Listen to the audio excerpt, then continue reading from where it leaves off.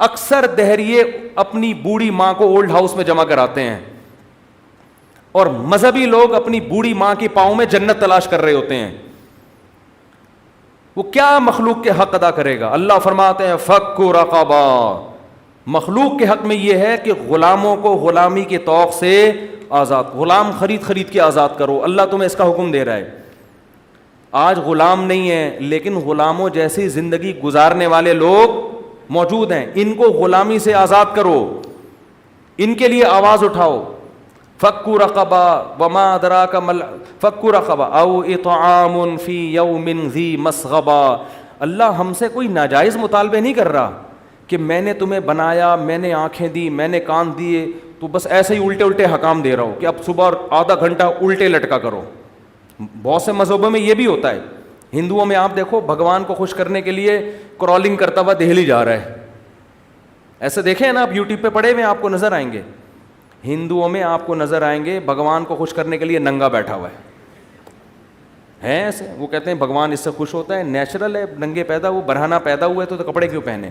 وہ تو شکر ہے انٹرویو کے دوران کسی نے میز سامنے لا کے رکھ دی اس کے، ورنہ میں یہ باتیں آپ کے سامنے نہیں کر سکتا. میں نے دیکھا وہ شکر ہے کسی نے، اور پھر پوچھ رہا ہے کہ اس تکلف کی بھی کیا ضرورت ہے یہ میز رکھنے کی. ہمارا خدا ہم کو ایسے بیہودہ کاموں کا حکم نہیں دے رہا. بعض قوموں میں خدا کو خوش کرنے کے لیے گنجے ہو کے گھوم رہے ہیں. برما میں جاؤ سارے ٹنڈے، مذہبی لوگ، پنڈت کیا ہیں ان کے؟ ٹنڈ. وہ کہتے ہیں خدا بال کٹانے سے خوش ہوتا ہے. کہاں لکھا ہوا بھی خدا کو تمہارے بالوں سے کیا لینا دینا یار؟ بعض کہتے ہیں نہیں بال بڑھانے سے خدا خوش ہوتا ہے. سکھ کو دیکھ لو آپ، سکھوں کو اتنی بڑی بڑی لٹیں، بغلوں کے بال بھی بڑھ رہے ہیں، اور پتہ نہیں باقی رپورٹوں کا تو ہمیں پتہ نہیں ہے. بہرحال قیاس کیا جا سکتا ہے انسان.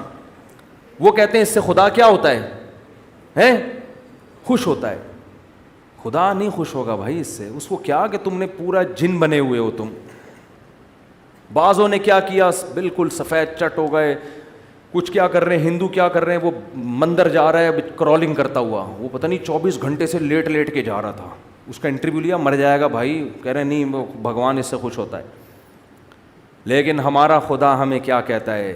نہ ایتھیس کی طرح ہمیں یہ کہتا ہے کہ اس خدا کا انکار کرو، نہ دوسرے مذہبی لوگوں کی طرح ہمیں یہ کہتا ہے اس خدا کو مان کے یہ الٹے کام کرنا شروع کر دو. نہ یہ کہتا ہے کہ جنگلوں میں نکل جاؤ عیسائی راہبوں کی طرح دنیا چھوڑ چھاڑ کے بس اللہ کرو. نہ کیا پیارے حکام دیے. فک رقبہ. اللہ کہتے ہیں میرے تیری آنکھیں بنائی ہیں. یہ ڈاروین کے نظریے کے تحت نہیں بنی ہے اتفاق سے. میں نے تیری زبان بنائی، میں نے تیرے ہونٹ بنائے، ایک چیز تیرے پوری باڈی میں نے ڈیزائن کی ہے. تو اللہ فرماتے ہیں فَلَقْتَحَمَ الْعَقَبَةَ. اب میں تجھے کہہ رہا ہوں ذرا مشکل راستے سے چل. وہ مشکل راستہ کیا ہے؟ فک رقبہ. انسانیت میں جو بھی غلامی کی زندگی گزار رہا ہے اسے غلامی کے طوق سے آزاد کر. میں اندرون سندھ جانتا ہوں ایسے علماء کو جن کو اللہ نے دولت بھی دی. وہ اندرون سندھ جا کے انتہائی غریب طبقہ، جن کو سندھیوں میں جو ظالم قسم کے لوگ ہیں، بعض لوگ انہوں نے قرضے دے کے نا غلام بنایا ہوا ہے. تو یہ ان کے قرضے ادا کر کے ان کو اس غلامی سے نکالتے ہیں. اس میں ہندو بھی ہیں، ہندوؤں کو بھی نکالتے ہیں. بہت سو کو مسلمان کر دیا، ان کے لیے الگ ادارے بنائے ہوئے ہیں. یہ چھپ کے کام ہو رہا ہے جو دنیا کے سامنے نہیں ہے. یہ انہی آیتوں پر عمل کر رہے ہیں کہ غلاموں کو غلامی کی طوق سے نکالو. انسان اللہ کا غلام بننے کے لیے آیا ہے، انسانوں کا غلام بننے کے لیے نہیں آیا کہ سودی قرضے دے کے ان کو آپ جکڑ لیں. IMF نے بھی ہم کو غلام بنایا ہوا سودی قرضے دے کے. اب ہم غلام بنے ہوئے، ہماری اپنی پالیسیاں نہیں چل سکتی کیونکہ ہم نے اتنا کھا لیا ہے اور جتنا کھایا اتنا لے لو. نہ اس سے کئی گنا. لیکن ہم غلام بنے ہوئے تو انہی کی پالیسیوں پہ ہمارے تعلیمی ادارے انہی کی پالیسیوں پہ چل رہے ہیں. تو یہ بھی غلامی ہے، اپنا کچھ بھی نہیں رہا ہمارا. تو اللہ فرماتے ہیں انسانیت کو غلامی کے طوق سے نکالو. اگر تم یہ مانتے ہو کہ یہ آنکھیں خود نہیں بنی، یہ کس نے دی ہیں؟ میں نے دی ہیں. فک رقبۃ او اطعام فی یوم ذی مسغبہ. فرمایا شدید بھوک والے دن کسی مسکین کو کھانا کھلاؤ.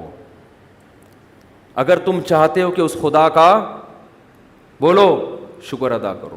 او مسکینن او اطعام فی یوم ذی مسغبہ. مسکینن ذا متربہ، وہ کیا ہے، او مسکینن ذا یتیمن ذا مقربہ او مسکینن ذا متربہ، فرمایا کسی قرابت دار یتیم کو تلاش کر کے اس پر احسان کرو۔ قرابت دار یتیم کون ہوتا ہے؟